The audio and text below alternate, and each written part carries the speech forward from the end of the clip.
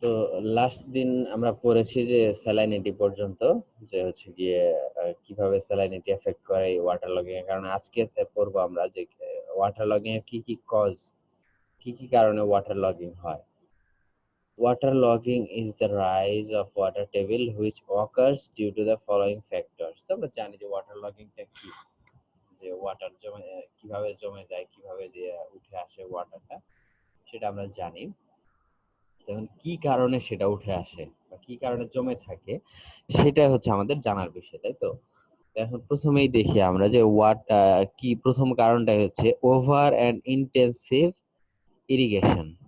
Over মানে এরকম যদি হয়, যতটুকু নিতে পারে সয়েল, সয়েল যতটুকু ইনফিল্ট্রেট করতে পারে, যতটুকু অ্যাবজর্ব করতে পারে, তার চেয়ে বেশি যদি ওয়াটার দিয়ে দেওয়া হয়, অথবা ইন্টেন্সিভ একদম হেভি রেন দেওয়া হয়, কি বলে ইরিগেশন দেওয়া হয়, সেক্ষেত্রে এটা ওয়াটার লগিং হতে পারে। When the policy of intensive irrigation is adopted, then the maximum irrigable area of the small region are irrigated. তো স্মল রিজিয়নের মধ্যে যখন বেশি পরিমাণে দেওয়া হয়, তাহলে ইন্টেন্সিটি বেশি হয়ে যায়। ইন্টেন্সিটি মানে কি? ঘনত্ব, তাই না? আহ, তো সাপোজ ধরো ইন্টেন্সিটি আমরা কোথায় করেছি? রেইনফল ইন্টেন্সিটি করেছি, যে প্রতি আওয়ারে বা প্রতি সেকেন্ডে কত সেন্টিমিটার বা কত মিলিমিটার বৃষ্টিপাত হচ্ছে। তার মানে এটার ঘনত্ব প্রতি সেকেন্ডে কত কি পরিমাণ হচ্ছে। তো এইটা হচ্ছে ইন্টেন্সিটি। তো এরকম যদি এরিয়া, এখন এইখানে যত এরিয়া যত কম হবে, ইরিগেশন ভাগ হচ্ছে এরিয়া হচ্ছে ইরিগেশন ইন্টেন্সিটি ধরো, তাহলে এরিয়া যত কম হবে তাহলে ইন্টেন্সিটি তত বেশি হবে, তাই না? এই হচ্ছে বিষয়টা এখানে। তো এই ইন্টেন্সিভ ইরিগেশন যদি স্মল এরিয়ার মধ্যে হয়, সেক্ষেত্রে এখানে ওয়াটার লগিং হতে পারে। This leads to too much irrigation in a region and resulting in heavy percolation and subsequent rise of water table. এরকম যদি হয় তাহলে কি হয়, যে হেভি পার্কুলেশন হবে, তার মানে বেশি বেশি পানি নিচে যাবে এবং ওয়াটার টেবিলকে রাইজ করতে সাহায্য করবে। তো এইভাবে এখানে হতে পারে, এই যে ওয়াটার লগিং হতে পারে। তো seepage water from the adjoining highland. তো এরকম যদি হয়, ধরো তোমার ক্ষেতটা একটু নিচু আর উপরে একটা, উপরে ধরো এরকম, বা তুমি একটু নিচু জায়গাতে জমি, তোমার চারদিকে সব জমি উঁচু, তাহলে কি হবে? সব জমি থেকে দেখা যাচ্ছে আস্তে আস্তে পানি সিপ করতে করতে করতে করতে তোমার জমিতে এসে জমা হবে। তাহলে কি হবে ফাইনালি? তো এত ওয়াটার তো সে অ্যাবজর্ব করতে পারবে না, বা যদি না করতেও পারে, যদি যায় নিচেও যায়, তাহলে ওয়াটার টেবিল রাইজ করেও সেখানে ওয়াটার লগিং ঘটাতে পারে। এরপর আমরা দেখি যে সিপেজ ওয়াটার থ্রু দা ক্যানেল।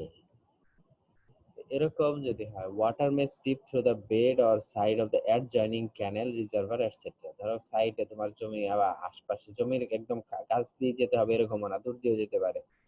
তো ধরো একটা ক্যানেল গেছে, যেমন থাকে না যে ফ্লাড ম্যানেজমেন্ট ক্যানেল থাকে, তারপর ধরো তোমার অথবা রিজার্ভার থাকতে পারে, যেমন পুকুর টাইপের, অথবা ওয়াটার রিজার্ভার ফর ধরো ড্রাই সিজনের জন্য রিজার্ভ করে রাখা যেতে পারে।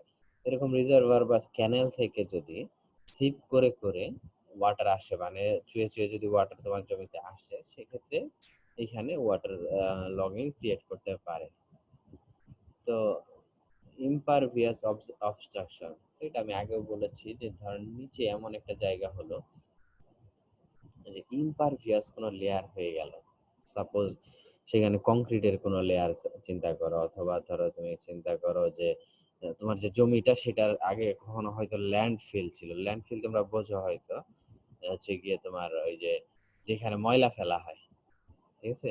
এখানে ধরো নানান ধরনের প্লাস্টিক ওয়েস্ট, এই নানান ধরনের ওয়েস্ট থাকে, নানান টাইপের ওয়েস্ট থাকে। এইসব ওয়েস্ট যদি সেখানে ফেলা হয়, সেক্ষেত্রে কি হয়, যে হচ্ছে গিয়ে সেখানে পলিথিন টলিথিন থেকে গেল। এখন হয়তো কোনো এক সময় ধরো 10 বছর, 15 বছর, 20 বছর বা 50 বছর পরে, যে সেখানে আরো মাটি পরে পরে সেটা একটা জমিতে পরিণত হয়েছে। এখন সেখানে আর তুমি মোটামুটি 2, 4, 10 ফিটের মধ্যে কোনো পলিথিন দেখতে পাচ্ছ না। তাহলে এখন তো যখন এটা মধ্যে সেচ দিবা বা ইরিগেশন দিবা, তখন কি হবে? আলটিমেটলি নিচে তো এরকম একটা বিরাট লেয়ার আছেই, এই প্লাস্টিক বা পলিথিন বা এই ধরনের যে পলিমার লেয়ার, এগুলো তো আর কি বলে ডাইজেস্ট হচ্ছে না ইয়াতে, সয়েলে, তাই না? সেই লেয়ার তো রয়ে গেছে। তাহলে সেই ক্ষেত্রে এই ধরনের ঘটনা ঘটতে পারে যে তোমার ওয়াটার লগিং ক্রিয়েট হতে পারে।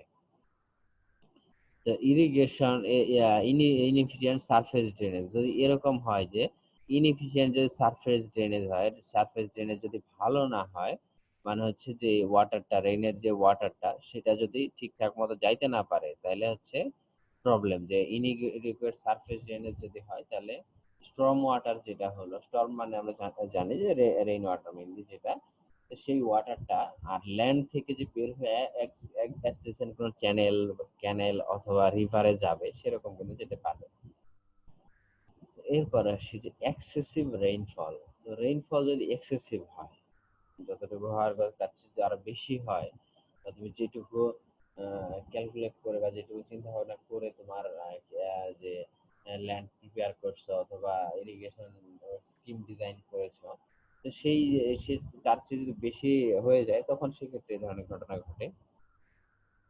সাবমার্জেন ডিউ টু দ্য ফ্লাড। তো ফ্লাডের কারণে, যেমন এখন ফ্লাড হচ্ছে বাংলাদেশে অনেক জায়গায়, তোমরা দেখবা যে বিরাট অবস্থা খারাপ। বিশেষ করে ধরো তোমার যমুনার যে অববাহিকা, তোমার এদিকে তো এই বিভিন্ন জায়গায় যেমন ফ্লাডের কারণে এখন এই যে সাবমার্জেন্স হয়ে আছে, এবং সেক্ষেত্রে কি ফসল নষ্ট হচ্ছে। যাদের এই সময় ফসল, যদি এই সময় তেমন কোনো ধান বা এই ধরনের ফসল থাকে না, এই সময় শুধু পাট থাকে, যাই হোক, তো তারপরেও কোনো এরিয়াতে থাকতে পারে।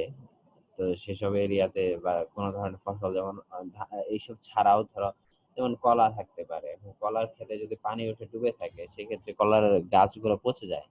এর যে শিকড় বাকড় থাকে সেগুলো আসলে পচে যায়। তো এই ধরনের প্রবলেম গুলা হয় ওয়াটার লগিং হয়ে থাকলে। তো এই প্রবলেম গুলা সেক্ষেত্রে ফেস করতে হবে। তো ইরেগুলার অ্যান্ড ফ্ল্যাট টপোগ্রাফি। তো এরকম যদি হয় যে টপোগ্রাফি মানে কি, যে সারফেসের যে এটা টপোগ্রাফিটা বলতে পারো যে সারফেস লেয়ারটা, সারফেস লেয়ার উইথ ধরো তোমার কি বলবো আমি, যে এলিভেশন, কোথাও উঁচু কোথাও নিচে, টপোগ্রাফিক ভিউ, বা তোমরা এগুলো জেনে আসছো যে টপোগ্রাফি বলতে বা টপোগ্রাফিক ভিউ বলতে যে এই সারফেসটাকে বোঝায়। সারফেসে তাহলে বোঝা যায় যে কোথায় উঁচু আছে কোথায় নিচু আছে, কন্ট্রোল থেকে বোঝা যায়।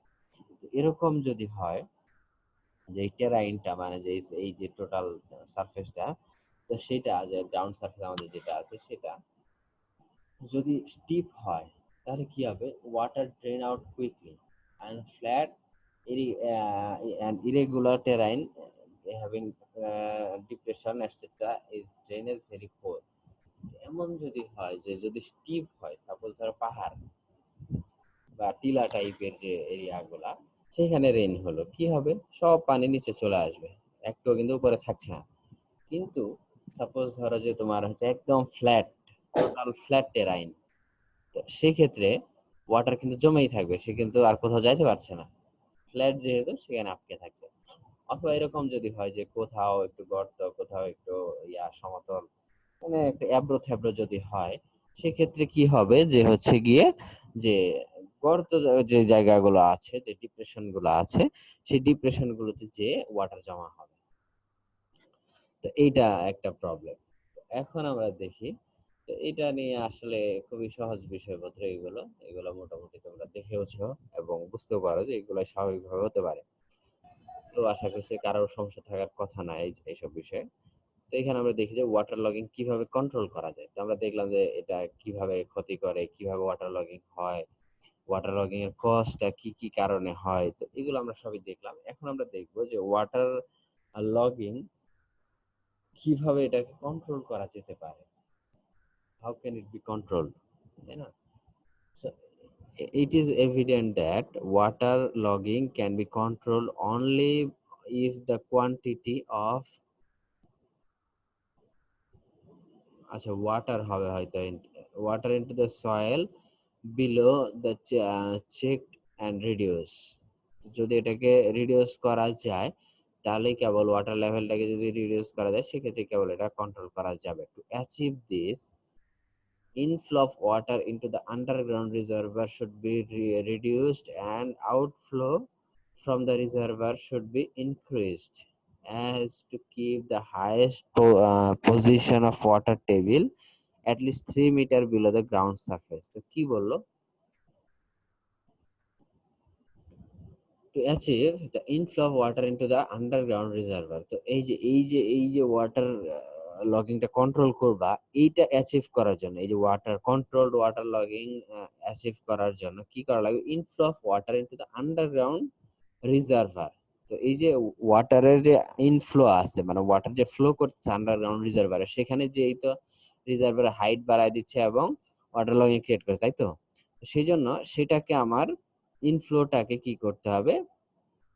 should be reduced and outflow from the reservoir should be increased. তো এই যে ইনফ্লো মানে রিজার্ভার রিচার্জটাকে আমাকে কমাইতে হবে এবং রিজার্ভার থেকে আউটফ্লো শুড বি ইনক্রিজ। তার মানে ওই রিজার্ভার থেকে পানি তুলে ফেলতে হবে বা যাতে যেতে পারে এরকম। যেমন ধরো আউটফ্লো কিভাবে বাড়াবা? আউটফ্লো বাড়ানোর উপায় কি? আমরা যদি সেই রিজার্ভার থেকে ধরো পাম্প দিয়ে পানি তুলি, সেটা একটা আউটফ্লো তার, তাই কিনা? তো এটা যদি ইনক্রিজ করা যায় as to keep the highest position of water table at least 3 meter below the ground surface. তো যাতে আমরা ওয়াটার টেবিলটাকে মিনিমাম 3 মিটার মানে গ্রাউন্ড সারফেসে 3 মিটার নিচে রাখতে পারি। The various measures adopted for the various measure adopted for controlling water logging are enumerated below. তো এই যে কি কি ধরনের ওয়াটার লগিং কন্ট্রোল আছে, তো সেগুলো আমরা নিচে দেখব। প্রথমে হচ্ছে lining of canal and water courses.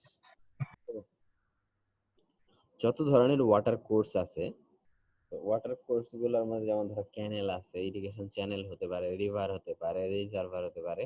এই যে জিনিসগুলো, এগুলোকে ওই ওয়াটার কোর্স বলা হচ্ছে।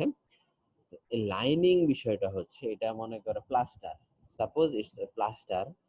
তো attempt should be made to reduce the seepage of water from the canal and water courses. তো এই যে ওয়াটার কোর্স বা ইয়া থেকে সিপেজ, ওয়াটার সিপেজ কমানোর জন্য this can be achieved by lining them. তো এটাকে লাইনিং করার মাধ্যমে হতে পারে। it is very effective method to control water logging. এটা খুবই effective to control water logging control করার জন্য এটা খুবই ইফেক্টিভ। মানে বিষয়টা হচ্ছে কেমন, ধরো তোমার টেম্পোরারি লাইনিং করতে পারো, যেমন অনেক সময় কাদা মাটি দিয়ে বা ইয়ার টাইপের ইম্পারভিয়াস টাইপের মাটি দিয়ে দেখা যায় লেপে দেওয়া হয়। তোমরা যারা গ্রামে থাকো তারা জানো যে কিভাবে লেপে দেওয়া হয়। তো এরকম আর কি করা হয়। অথবা ধরো তোমার কি ধরনের সিমেন্ট টাইপের গ্রাউট দিয়ে করা যেতে পারে, নানান ভাবে এটাকে ইয়া করা যেতে পারে, লাইনিং করা যেতে পারে, তো যাতে ওয়াটার সিপ করতে না পারে। তো reduce the intensity of irrigation. তো এখন ইরিগেশন ইন্টেন্সিটি কমানো যেতে পারে। যে ধরো বিষয়টা হচ্ছে, আগে তুমি ছোট্ট জমিতে যতটুকু ওয়াটার দিতে তার চেয়ে কম পরিমাণে ওয়াটার দিবা, এটা হতে পারে ওয়াটার ইরিগেশন ইন্টেন্সিটি কমাতে পারো। তো এরপরে হচ্ছে গিয়ে reducing the crop rotation, introducing crop rotation. Crop rotation বিষয়টা আমরা এখনো করি নাই আসলে। তো এই জিনিসটা হচ্ছে, আমরা যখন প্ল্যান্ট, এটার পরে হয়তো আমরা plant water and soil relationship করব, সেখানে এই জিনিসটা আমরা করব। তো ক্রপ রোটেশনটা আমি একটু বলি। ধরো এইবার একটা জমিতে তুমি ধান চাষ করেছো, এখন পরবর্তীতে সেই জমিতেই যদি তুমি আখের চাষ করো অথবা সেই জমিতে যদি তুমি কলা চাষ করো, তো এই ধরনের নানান ধরনের ক্রপ তুমি ধরো 1 বছর 2 বছর পর পর বা প্রতি বছরে যদি চেঞ্জ করো, এটাকে বলা হচ্ছে ক্রপ রোটেশন। ক্রপ রোটেশন করলে একটা বিষয় ভালো হয়। ধরো এখন তোমরা জানো যে লিগুমিনেসি গোত্রের যেসব উদ্ভিদ আছে, লিগিউম টাইপের যেসব উদ্ভিদ আছে, সাপোজ ধরো মসুর ডাল, এগুলোর মধ্যে যে লিগিউম থাকে, এক ধরনের গুটি গুটি এক ধরনের ইয়া থাকে, যেটা হচ্ছে ইয়া থেকে অ্যাটমসফিয়ার থেকে কি করতে পারে, যে নাইট্রোজেন নিতে পারে, নিয়ে মানে তার কিন্তু ইউরিয়া সারের দরকার পড়ে না, এবং সেটাকে নাইট্রিফিকেশনের মাধ্যমে সেটা একটা সারে কনভার্ট করে। তো তার মানে কি, এই উদ্ভিদটা যদি আমি লাগাই, দেখা যাচ্ছে আমার সারের খরচ কমে যাচ্ছে, তাই না? এই ধরনের নানান ধরনের উদ্ভিদের নানান ধরনের কি বলে তোমার গিয়ে আহ কি ওটাকে, যে ইউজফুলনেস আছে সাপোজ। তো এই ক্ষেত্রে ধরো তুমি সেই জিনিসটা কি ইউজ করা যেতে পারে। ধরো কোথাও যেমন ধান চাষ করলা প্রথমবারে তুমি, তারপর ধানের কাটার পরে কিছু তো জিনিস থেকে যায় ধানের, একটু এটা কি নাড়া বলে ধানের, যে ধান একটু উপর থেকে কাটা হয় সেই জিনিসটা থেকে গেল। এখন তুমি সেটাকে মাটির সাথে মিশাই দাও, সেটা তো ডিকম্পোজ হয়ে গেল, সেটা একটা জৈব সার হয়ে গেল। দেন ওইখানে তুমি অন্য কিছু চাষ করতে পারো। তাহলে কি হলো যে একই সাথে এটা কিন্তু তোমার সার হিসেবেও কাজ করলো। তার মানে ক্রপ রোটেশন করলে কিন্তু যদি তুমি একই প্রতিবার ধান লাগাতে থাকো তাহলে এই বিষয়টা হচ্ছে মানে দেখা যাচ্ছে জমি ইনফার্টাইল হয়ে যায়, মানে এখানে অনেক কিছু ল্যাকিং হয়ে যায় বা অনেক কিছু বেড়ে যায়। তো এই জিনিসগুলো থেকে করার জন্য ক্রপ যদি রোটেট করা হয় এটা জমির জন্য খুব ভালো হয়। আশা করছি এটা এটা হচ্ছে একটা এটাই হচ্ছে ক্রপ রোটেশন। আশা করছি তোমরা বুঝতে পারছো ক্রপ রোটেশনটা কি। তো সার্টেন ক্রপ রিকোয়ার্ড, তো এইখানে মানে ওয়াটার লগিং এর ক্ষেত্রে এটা কিভাবে হেল্প করতে পারে। এখন ধরো কিছু ক্রপ আছে যেটা হচ্ছে খুব বেশি ওয়াটার লাগে, যেমন রাইসের কিন্তু মানে ধান যেটা ধানের কিন্তু মোটামুটি বেশি ওয়াটার লাগে। সেই ক্ষেত্রে তোমরা যদি চিন্তা করো যে কলা, তো কলার কিন্তু খুব বেশি ওয়াটার লাগে না, ওয়াটার এইভাবে নিয়মিত এখানে ইরিগেশন করতে হয় না, তাই না? তো এখন এই দুটোর মধ্যে ডিফারেন্স আছে না, তাই তাই কিনা? আবার ধরো তোমার যেসব মরুভূমি মরু এলাকার যেসব উদ্ভিদ এইসব যদি আমরা চাষ করতে হয় সাপোজ, বা ধরো তোমার সাপোজ বাদাম, বাদামে কিন্তু সেরকম একটা পানি লাগে না, এটা কিন্তু চরের মধ্যে হয়, বালুতে হয়। এখন এই জিনিসগুলো যদি আমরা লাগাই তাহলে দেখা যায় ওয়াটার কস্ট, মানে কস্ট কিন্তু অনেক কমে যাচ্ছে, তাই না? তাদের ওয়াটার যে পরিমাণ লাগছে আমার প্যাডির জন্য সেই পরিমাণ ওয়াটার কিন্তু লাগছে না, ধানের জন্য কিন্তু সেই পরিমাণ ওয়াটার লাগছে না, তাই না? তার চেয়ে বেশি পরিমাণ ওয়াটার লাগছে। তাহলে এইভাবে কিন্তু ওয়াটার কি বলে ক্রপ রোটেট করে এটা করা যেতে পারে। If the field is always shown with a crop requiring more water, the chances of waterlogging is more. In order to avoid this, the high water requiring water crop should be followed by one requiring less water and then by one requiring almost no water. তো এরকম যদি করা হয়, suppose তিনটা তুমি crop ঠিক করলা যেটা দিয়ে তুমি রোটেট করবা, কি করলা যে প্রথমে হয়তো যেটা ওয়াটার ভালো ওয়াটার লাগবে যেমন ধান লাগলো, তারপরে তুমি আরেকটা এরপরে লাগাবা ধরো হুইট, গম, গম যেটা হচ্ছে কম ওয়াটার লাগে, এন্ড তারপরে তুমি এমন একটা লাগাইলা যেটার ওয়াটার লাগেই না, যেমন কটন, সেটার কোনো ওয়াটারই লাগে না।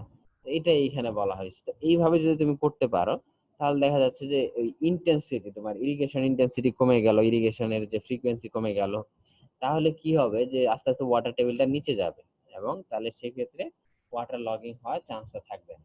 তো এটা হচ্ছে ক্রপ রোটেশন করে এইভাবে করা যেতে পারে। By optimum use of water, it is known as fact that only the certain fixed amount of irrigation water give best productivity. তো প্রোডাক্টিভিটি আসলে সব ওয়াটারে তো থাকে না, তো কিছু মাত্র ওয়াটার শুধুমাত্র এটা প্রোডাক্টিভ ওয়াটার হয়, বাকিগুলো তো আসলে হয় নিচে চলে যায়, ইভাপোরেশন হয়ে যায় অথবা সিপ করে অন্য কোথাও চলে যায়। তো এই যে এই জন্য প্রোডাক্টিভ ওয়াটার তো আসলে খুব বেশি না, খুব অল্প। The less than that, the more than that reduce the yield. আচ্ছা, বাট মোস্ট অফ এখানে একটা লাইনটা মিসিং আছে, but most of our cultivator আর unaware of this technicalities and feel that by using more water they can increase profit. তো এখানে আমাদের যারা কাল্টিভেটর আছে, আসলে আমাদের যারা কৃষক আছে, তারা অনেকেই হয়তো এখন যদিও দেখা যাচ্ছে সরকার নানান ধরনের ট্রেনিং এর ব্যবস্থা করতেছে বা বিএডিসির মাধ্যমে নানান ধরনের, এখন তো এগ্রিকালচার নিয়ে অনেক রিসার্চ হচ্ছে বা কৃষকদের অনেক ইয়া দেওয়া হচ্ছে, তারপরেও তো অনেকে জানে না অনেক কিছু, তাই না? তো এই যে বিষয়গুলা হয়তো তারা অনেক ক্ষেত্রে একজন কাল্টিভেটর ভাবতে পারে যে যত আমি আহ, ইয়া দিব, ওয়াটার দিব তত ভালো ফসল হবে, কিন্তু আসলে কিন্তু এরকম না বিষয়টা। therefore they try to use more water, তারা বেশি ওয়াটার দেওয়ার চেষ্টা করে, and this can be checked by educating the cultivator by proper propaganda। তো এটা এদেরকে প্রপার নলেজ দিয়ে, যেমন এখন মোটামুটি জানে সবাই মোর অর লেস, দেখা দেখা যাচ্ছে এখন তোমরা দেখবা যে এদের কৃষক কার্ড থাকে, নানান ধরনের কার্ডের ব্যবস্থা করছে সরকার, সেখানে দেখা যাচ্ছে নিয়মিত হয়তো এই এই যে ইয়াগুলাতে প্রতি সিজনে তাদেরকে ইয়া দেওয়া, তারপরে তোমার এখন দেখবা তোমার বিএডিসির থ্রুতে বা যেসব আর কি কৃষি নিয়ে কাজ করে, আমি সবগুলার হয়তো জানি না, তবে এগ্রিকালচার এক্সটেনশন না কি কি সব আছে। তো এরা এরা দেখা যাচ্ছে তোমাকে ফ্রিতে দেখা যাচ্ছে কিছু একটা ধরো একটা এলাকায়, ধরো রাজশাহীতে তো এমনিতেই আম হচ্ছে, সেটা আলাদা কথা। এখন যদি ধরো ঢাকায় তো আর হচ্ছে না, এখন সেখানে হয়তো দেখা যাচ্ছে পরীক্ষামূলক ভাবে এরা কৃষকদের টোটাল সাপোর্ট দিয়ে দেখা যাচ্ছে তোমার জমিতে একটা আমের বাগান করলো ওরা, মানে সবকিছু তারাই দিচ্ছে বা করছে একটা পরীক্ষামূলক, যেটা হচ্ছে একটা রিসার্চ চালাতে। তো এই ধরনের নানান ধরনের ইয়াদের সব ধরনের হেল্প করে কিন্তু এরা, এবং সকল ধরনের যে দরকার, নলেজ দরকার, সেগুলো সাধারণত এরা দিয়ে থাকে। এখন এই যে কৃষি বিষয়ক যত ধরনের তো এদের কাছে কিন্তু পাওয়া যায়, মোটামুটি বলতে গেলে ভালোই পাওয়া যায়। তো এইভাবে যে তোমার কাল্টিভেটরদেরকে, যারা আমাদের কৃষক আছেন, তো তাদেরকে প্রপার নলেজ দিয়ে যে হ্যাঁ এই যে ওয়াটার দেওয়া মানে যে ভালো ফসল হবে এরকম না, এইসব নলেজ দিয়ে তাদেরকে, বা কি পরিমাণ ওয়াটার দিতে হবে সেই সেই সব নলেজ দিয়ে তাদেরকে হেল্প করা যেতে পারে এটা থেকে রোধ করার জন্য। Moreover, this revenue should be charged on the basis of irrigated area, but should be charged on the basis of quantity of water utilized. তো water should be charged on the basis of quantity of water utilise, তো কতটুকু water use করছে সেটার উপর charge হওয়া দরকার। তো সেটাই বলছি, তাহলে স্ট্রিক্ট হবে, তাহলে বেশি লোকজন চার্জ মানে বেশি ওয়াটার কিন্তু দিবে না। এখন বিষয়টা হচ্ছে তোমার কিভাবে ওয়াটার দেওয়া হয়। তোমরা যারা দেখেছো যে ইরিগেশন দিতে, বা যাদের হয়তো গ্রামে শহরে তো আসলে ওইভাবে দেখার সুযোগ হয়তো নাই, যারা দেখছো যে কিভাবে ওয়াটার ইরিগেশন দেওয়া হয়, তো সেটার ক্ষেত্রে আসলে কিন্তু ধরো তোমার 1 বিঘা জমি আছে, তুমি এখন একটা মেশিন থাকে সেখানে, তো তার ওখান থেকে দেখা যাচ্ছে হয়তো একটা বিরাট একটা ফিল্ড সাপোজ করা হয়, সেখানে ধরো 100 জনের জমি আছে বা পুরো একটা গ্রামের জমি আছে। এখন আমার মেশিন থাকলে তুমি দেখা যাচ্ছে সেখানে এসে নির্দিষ্ট টাইম, হয়তো 2-1 দিন পর পর পানি শেষ হয়ে গেল, তুমি দিচ্ছ দিচ্ছ। এটা আরো মানে এখানে যেটা বলা হয়েছে যে শুধুমাত্র এরিয়ার উপরও না, এটা টোটাল সিজনের উপর নেওয়া হয়। ঠিক আছে, এরকম না যে তুমি 2বার দিলে 2বারে টাকা নেওয়া হবে। অনেকে 2বার দিচ্ছে, অনেকে 4বার দিচ্ছে, এরকম বিষয়টা আর কি। তো সেটা অবশ্যই জমির একটা হিসাব আছে, এরিয়া এরিয়া কতটুকু সেটাও নেওয়া হয়। প্লাস হচ্ছে মানে পুরো সিজনেরটা একবারে নেওয়া হয়, ধরো 1 বিঘা হলে সিজনে একটা অ্যামাউন্ট চার্জ করা হয়, অথবা 2 বিঘা হলে সেক্ষেত্রে দ্বিগুণ চার্জ করা হচ্ছে, বা এরকম যেভাবে চার্জটা করা হয়। এখন এতে প্রবলেমটা কি বলতো? এতে প্রবলেম হচ্ছে ধরো, আর এইখানে কিন্তু আসলে যে যার মেশিন বা যে পানি দিচ্ছে, যার যে চার্জটা করছে, তো সে সে কিন্তু আসলে ওইভাবে থাকেও না। মানে এখানে জমির মালিক এসে হয়তো পানি দিয়ে নিচ্ছে আর কি, এরকম একটা বিষয় তার খেতে। তাহলে প্রবলেমটা কি হচ্ছে? হচ্ছে সে ভাবছে যে আরে নেই, বেশি করে নেই। হ্যাঁ, এখন আসলে এখানে হিসাবের কিন্তু ওরকম কোনো ওয়ে নাই যে কত মিটার কিউব বা কত মিটার কিউব বা যাই হোক কতটুকু ওয়াটার গেল, সেটার হিসাবের কিন্তু সুযোগ নাই। সে সিজন শেষে একদম সেই টাকাটা দিয়ে দিচ্ছে। তো এই জিনিস যদি করা হয়, তাহলে জমির মালিক যদি ভাবে, তার যদি নলেজ না থাকে যে হ্যাঁ ওয়াটার বেশি দিলেই বেশি ফসল হবে, এরকম না, তো এই নলেজ যদি না থাকে তার কাছে, তাহলে সে বেশি বেশি ওয়াটার দিবে। এতে যেমন ওয়াটার লস, তেমনি হচ্ছে গিয়ে কি জিনিস, যে হচ্ছে গিয়ে আলটিমেটলি ওয়াটার লগিং ক্রিয়েট করবে। এই জন্য তাদেরকে প্রপার শিক্ষা দিতে হবে, এবং তাদেরকে করতে হবে যে যদি এখন কত মিটার কিউব ওয়াটারের কতটুকু হবে, এটুকু যদি চার্জ করা হয় তাহলে কিন্তু বেশি নিবে না। তখন তাকে যত বেশি ইউজ করে তত বেশি চার্জ দিতে হবে, তাই না? তো এইভাবে এটাকে ওয়াটার লগিং কে আমরা এইভাবে কন্ট্রোল করতে পারি বাই প্রোভাইডিং ইন্টারসেপ্টিং ড্রেন। তো এখানে কিছু ইন্টারসেপ্টিং ড্রেন দেওয়া যেতে পারে, যে ওয়াটার বেশি হয়ে গেলে সেক্ষেত্রে যাতে আমরা বের করে দিতে পারি। তো by improving the natural drainage of the area, তো এই যে ন্যাচারাল ড্রেনেজ যেটা আছে, ন্যাচারালি যাতে ওয়াটার বের হয়ে যেতে পারে সেই এরিয়া থেকে, সেটা ইমপ্রুভ করা যেতে পারে। To reduce the percolation of water should not the water should not be allowed to stand for large period। তো এই পার্কুলেশন কমানোর জন্য ওয়াটার যাতে বেশি সময়ের জন্য না থাকতে পারে, লার্জ পিরিয়ডের জন্য যাতে না থাকতে পারে জমে, সেই জিনিসটাকে আমাদেরকে চেক করতে হবে। Some relief in the direction should can be obtained by removing the obstruction from the path of natural flow. তো এই ন্যাচারাল ফ্লো এর রাস্তাতে যত ধরনের কি বলে বাধা আসবে সবাইকে সরিয়ে দিতে হবে। This can be achieve by removing bush, jungle, forest etcetera and improving the slope of the natural drainage line. তো এইখানে অ্যাচিভ বাই রিমুভিং বুশ, জঙ্গল, এটা এক ধরনের তো জঙ্গলই, তারপর হচ্ছে জঙ্গল, ফরেস্ট এটসেট্রা। তো এইসব জিনিসকে রিমুভ করে এবং স্লোপটাকে মেইনটেইন করে এই জিনিসটা করা যেতে পারে by adopting the consumptive use of surface and surface water. By adopting the consumptive use of surface and surface water, কিভাবে এটা কনজাম্পটিভ ইউজকে বাড়ানো যেতে পারে। এইখানে দেখো, introducing the lift irrigation of utilise the ground water help and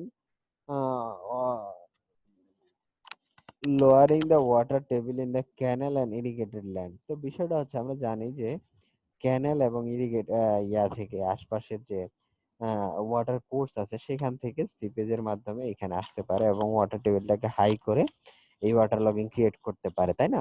এটা আমরা দেখেছি। এখন আমরা কি করতে পারি আসলে, তো এই সারফেস ওয়াটারকে যদি আমরা ইউজ করি অথবা সাবসারফেস ওয়াটারটাকে যদি আমরা ইউজ করতে পারি তাহলে একটা কিন্তু সম্ভাবনা থাকে যে ওয়াটার লগিংটাকে আমরা কন্ট্রোল করতে পারবো। যেমন সাবসারফেস ওয়াটার বলতে ধরো তোমার গ্রাউন্ড ওয়াটার যদি আমরা ইউজ করি তাহলে কি হবে, যে গ্রাউন্ড ওয়াটার টেবিলটা একটু নিচে নেমে যাবে। আবার সেই ওয়াটার যখন আমরা এখানে দিচ্ছি তো সম্পূর্ণ ওয়াটার কিন্তু আর গ্রাউন্ড ওয়াটার যাইতে পারছে না, কিছু কনজাম্পটিভ ইউজের মাধ্যমে আসমানে চলে যাবে, মানে হচ্ছে গিয়ে অ্যাটমসফিয়ারে চলে যাবে, তাই না? তো সেইখানে হলো গিয়ে বিষয়টা, তো সেইখানে কিন্তু কিছু ওয়াটার লস হচ্ছে, তাই না? তাহলে কিন্তু আর সেই ওয়াটার লগিং ক্রিয়েট করতে পারছে না। তো এইটা একটা হতে পারে। অথবা তো এই যে তোমার যে কি বলে ওয়াটার কোর্সে যে ওয়াটার আছে তো সেইখান থেকে আমরা ইরিগেট করতে পারি। Water table tends to go up, তো ওয়াটার টেবিল যাতে টেন্ডস টু গো আপ মানে উপরে যাতে না যেতে পারে সেই জন্য এই কাজ করা যেতে পারে। Hence, the water table should also be used to conjunction with the canal and the water for irrigation. As continuous use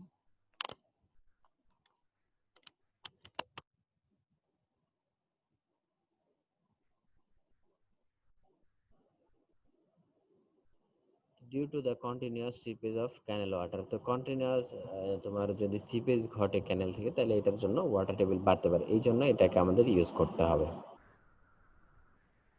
তো the combined use of subsurface water মানে ground water and the surface water in a judicious manner as a derive maximum benefit called conjunctive use। তো দুইটাকে একসাথে conjunction মানে কি যোগ করে দেওয়া যায়। কনজাংটিভ ইউজ যদি করা যায়, এটা কিন্তু কনজাম্পটিভ ইউজ না, এটা হচ্ছে কনজাংটিভ ইউজ, ঠিক আছে?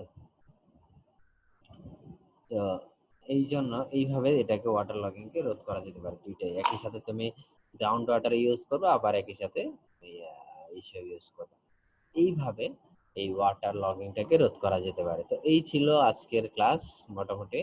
তো এই জিনিসগুলো তোমরা এসকে গার্গ, সন্তোষ কুমার গার্গের বই পেয়ে যাবে, ইরিগেশন অ্যান্ড হাইড্রোলিক স্ট্রাকচার বইতে। তো এখানে সেটার ইয়া দেওয়া আছে, এইখান থেকে তোমরা এগুলো পড়ে নিতে পারো।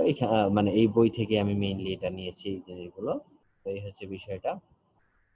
কারো কোনো প্রবলেম থাকলে বলতে পারো।